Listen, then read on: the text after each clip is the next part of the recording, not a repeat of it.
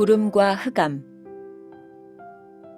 구름과 흑암이 그를 둘렀고 의와 공평이 그의 보좌의 기초로다. 시편 97편 2절. 성령으로 거듭나지 못한 사람은 예수님의 가르침이 단순하다고 말합니다. 그러나 성령 세례를 받게 되면 구름과 흑암이 주님을 둘렀다는 것을 알게 됩니다. 예수 그리스도의 가르침을 가까이 대하게 되면 처음에는 마치 흑암과 같습니다.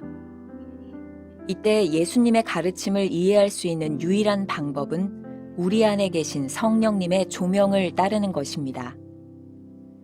만일 진부한 종교 형식에서 발을 뗀 기억이 없고 형식적인 종교의 옷을 벗어버린 경험이 없다면, 또한 종교적 분위기 속에서 하나님께 나아가던 친숙함을 떨쳐버린 경험이 없다면 우리가 정말 주의 존전에 서 있었던 적이 있는지 확인해 보아야 합니다. 신앙생활에 변덕이 심하고 종교적 분위기에 익숙하다면 예수 그리스도를 만난 적이 없는 것입니다.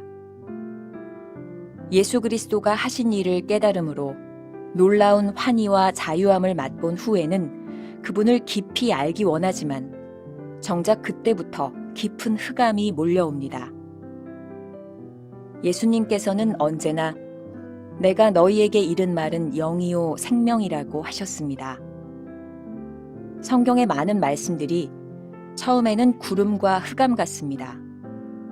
그런데 예수님께서 우리의 특별한 상황에서 그 말씀들을 다시 하실 때 갑자기 말씀들이 영이 되고 생명이 됩니다.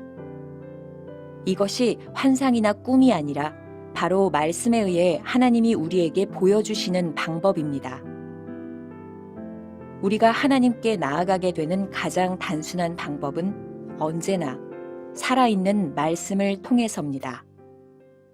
첫 번째, 구름과 흑암 속에서 희미하지만, 이런 제목으로 시작해 보겠습니다. 시편 기자는 위대한 하나님을 구름과 흑암 속에서 보았다라고 말씀하고 있죠. 이러한 비유는 단순히 종교적인 신앙생활을 하는 것과 성령으로 거듭나는 것의 차이를 보여주는 것이죠.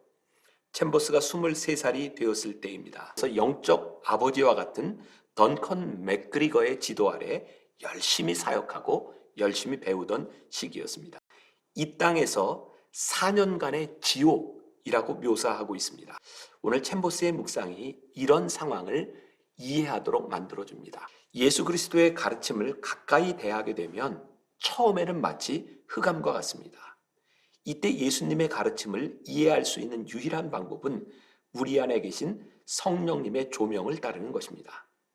예수 그리스도가 하신 일을 깨달음으로 놀라운 환희와 자유함을 맛본 후에는 그분을 깊이 알기 원하지만 정작 그때부터 깊은 흑암이 몰려옵니다.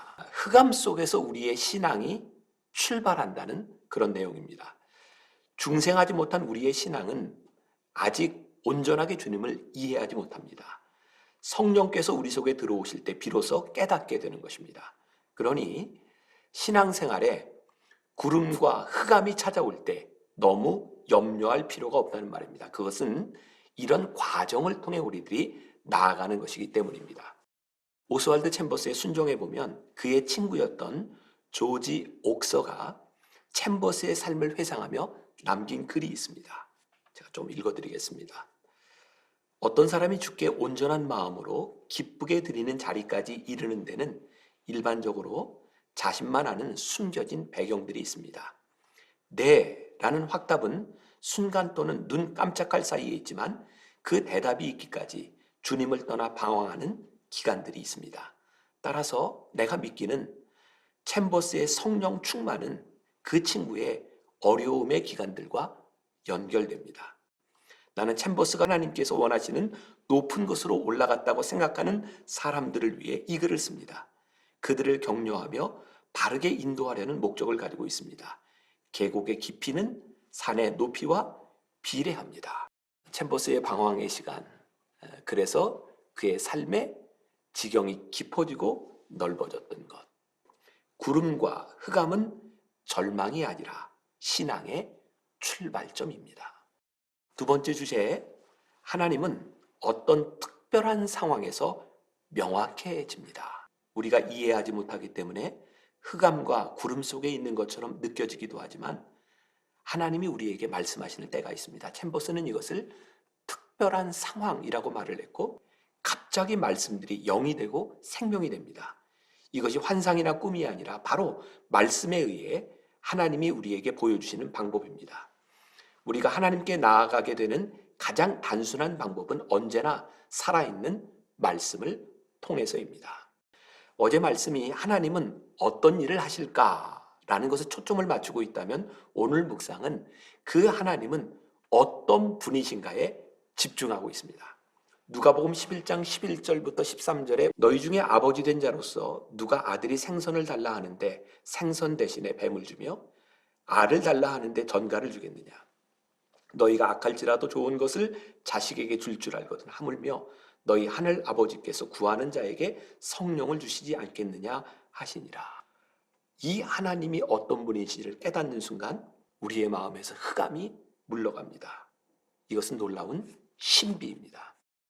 토마스 아켄피스는 그리스도를 본받아라는 책에서 그에게 들려주셨던 주님의 음성을 이렇게 말을 합니다.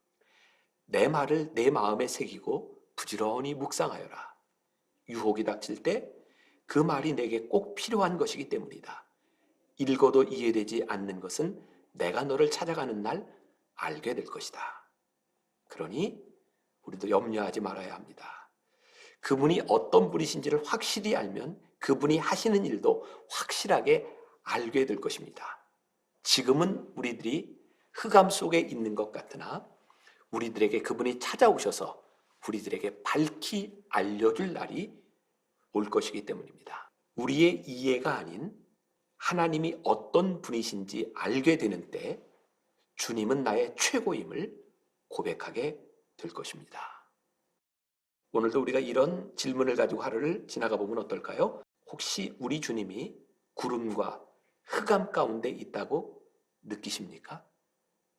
괜찮습니다. 짧은 기도로 말씀을 마감합니다. 하늘에 계신 아버지, 당신과 나 사이에는 언제나 이해할 수 없는 부분이 있습니다. 기적과 같은 일과 말로 표현할 수 없는 일이 일어납니다. 주님은 눈을 밝혀주시고 귀를 기쁘게 하십니다. 주님은 말씀을 주시고 경건한 능력이십니다. 주님은 지혜로 가르쳐 주시고 존재하는 모든 것들을 세우십니다. 아멘.